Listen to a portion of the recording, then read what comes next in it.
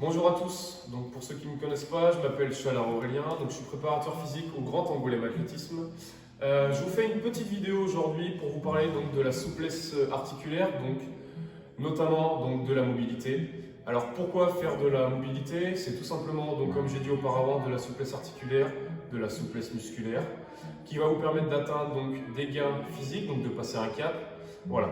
Le fait de faire ce travail va vous permettre donc, de passer un cap, c'est-à-dire d'avoir une meilleure connaissance de soi-même, de son corps, des mouvements, donc c'est-à-dire que votre corps va pouvoir aller chercher une amplitude donc plus importante, donc c'est-à-dire s'améliorer tout simplement sur le plan physique ou alors dans votre performance. Donc vous allez le sentir dans la vie de tous les jours, mais surtout sur votre vie donc de sportif, qu'on soit tout simplement jogger ou alors jogger confirmé ou alors pratiquant d'activités physiques un peu plus poussées. Voilà. Pourquoi faire de la mobilité? Tout simplement si on veut faire un squat, qu'on n'a pas une mobilité donc, de cheville suffisante pour faire une bonne flexion, on va se retrouver tout simplement en déséquilibre avant parce que sans une bonne mobilité de cheville, le talon va se lever. Voilà, tout simplement. Ensuite, si on vient un peu plus haut au niveau des hanches, voilà, le dos ne va pas rester neutre, voilà, il va commencer à s'arrondir et donc perdre une technique et possibilité de se blesser. Donc voilà, l'intérêt, si on doit retenir quelques critères, c'est prévention de blessures, gain d'amplitude, permettre de décompresser son corps articulairement et donc de s'améliorer. Ok? Allez, on attaque. On va faire une petite vidéo donc de quelques minutes. Vous allez tout simplement suivre ce que je vais réaliser. Je ne vais pas beaucoup parler. Ok? L'intérêt, ça va être surtout donc de travailler ensemble et de passer un bon petit moment. Ok? Allez, c'est parti. On va commencer tout d'abord, juste se mettre en position de squat. Ok? Je vais me mettre profil. Un bon dos neutre. On va envoyer les genoux vers l'extérieur, les bien pieds à plat et surtout les pointes de pied vers l'extérieur. Ok? Et on vient descendre avec un bon dos droit. Ok? On évite d'avoir les genoux qui rentrent vers l'intérieur. On vient prendre les chevilles et puis on vient s'asseoir. Ok? Voilà.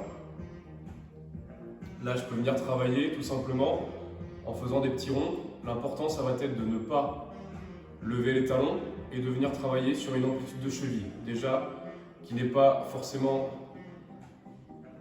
capable pour tout le monde d'être réalisable. Donc, on travaille doucement. Ok? Donc là, je vais bien écarter les genoux, je peux m'aider des coudes. Ok? Je garde toujours un bon dos droit, je sors la poitrine, je serre les omoplates. Ok. Et j'enchaîne.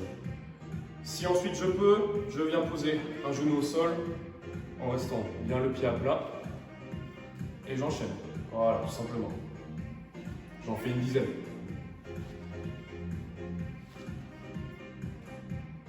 Voilà, on travaille là-dessus. Ensuite, je vais venir donc, me positionner en fente, tout simplement. Ok, on ne vient pas travailler là sur la mobilité de cheville, mais plus au niveau du bassin, d'accord? Donc je viens positionner mon genou juste au-dessus du talon et je viens progresser vers l'avant.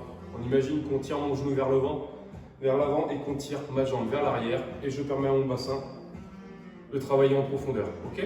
Allez, je me redresse, je sors la poitrine, je serre les omoplates derrière. J'inspire et je viens expirer et j'essaye de travailler encore plus en profondeur. Au bout de quelques secondes, je vais pouvoir mettre mes deux mains à l'intérieur, de progresser encore vers l'avant et je me laisse aller vers l'avant. Voilà, je prends mon temps. Je pense bien à respirer. À chaque fois, on peut travailler sur 3 étapes. C'est-à-dire que je prends une grande inspiration et là, je viens expirer et je viens encore chercher une amplitude supérieure à celle précédente. Et j'avance. Ok, pour passer une étape supérieure, je viens pousser mon genou vers l'extérieur, quitte à décoller mon pied cette fois. Voilà, je viens décompresser vraiment au niveau du psoas, surtout mon bassin. Voilà, je décompresse complètement vers l'extérieur. Une fois que c'est fait, j'avance le bassin vers l'avant, je bloque mon genou vers l'extérieur et je remets mon pied à plat. Mais je garde cette mobilité du bassin qu'on vient de prendre. Et je progresse vers l'avant. Ok. Ensuite, je vais pouvoir passer avec une main vers la sienne. Donc voilà, j'essaie de m'auto-grandir toujours, respecter un bon alignement de mon bas et de mon haut du corps. Voilà, toujours 3 étapes, j'inspire, je je progresse vers l'avant et je me grandis. Ok, on sent que ça travaille normalement. Et je relâche. Ok. Je me détends. Vous pouvez vous lever hein, si vous voulez. Vous vous levez, vous marchez un petit peu et je repars. Ok, on vient changer de jambe. Donc toujours pareil, le talon bien en dessous du genou. Je me redresse, je reste bien droit et je progresse vers l'avant. Tout simple, bien piable, hein, toujours. Si on a un problème donc, de mobilité et que là le talon se lève, ou sur tous les exercices où je demande d'avoir le pied à plat, je réduis l'écart, ok?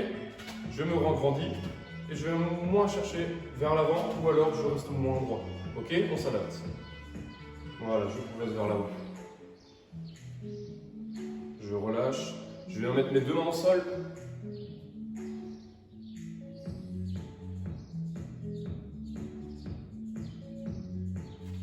Et toujours pareil. Je viens écarter mon genou vers l'extérieur. Je viens décoller mon pied. Et je progresse. Voilà, j'écarte. Je relâche complètement. Une fois que c'est fait, je remets mon pied à plat comme tout à l'heure, mais je garde toujours le genou vers l'extérieur. Et je progresse vers l'avant. Toujours un bon dos droit, on essaye. Et là, je viens lever, encore une fois, la main. Et je m'auto-grandis.